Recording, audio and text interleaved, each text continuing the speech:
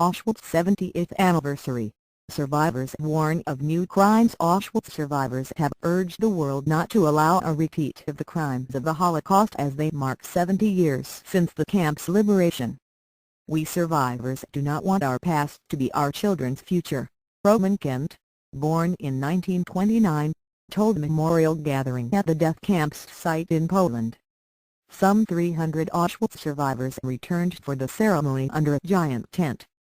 Some 1.1 million people, mostly Jews, were killed there between 1940 and 1945, when Soviet troops liberated it.It is expected to be the last major anniversary event survivors are able to attend in considerable numbers.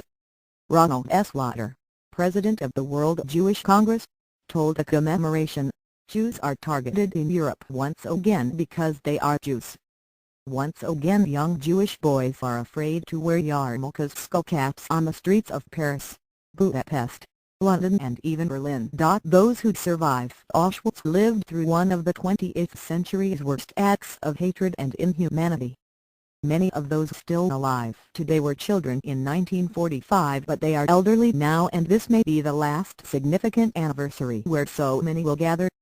A huge, white temporary building has been erected over the brick railway buildings where many of the Jews of Europe were sorted into those who were fit enough for slave labor and those who would be taken straight to the gas chambers. Candles have been lit at the death wall where prisoners were executed, small points of light in this wintry landscape of snow and ice, where Europe is remembering the time of darkness. "My mother's dream," Polish President Bronisław Komorowski told the ceremony the Germans had made Poland a cemetery for Jews. Auschwitz survivor Helena Ironbaum, born in 1929, said her greatest duty was to tell others how much people in the camps had wanted to live. "I lived my mother's dream to see the oppressor defeated," she told the ceremony. Former inmates described how the Nazi guards had forced families apart, sorting new arrivals into those fit enough for hard labor, and those who would go straight to the gas chamber.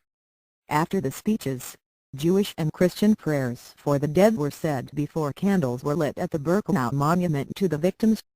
Auschwitz was liberated on January 27, 1945. It opened as a museum in 1947. Anniversary ceremonies took place in other parts of Europe and at Israel's Holocaust Museum, Yad Vashem.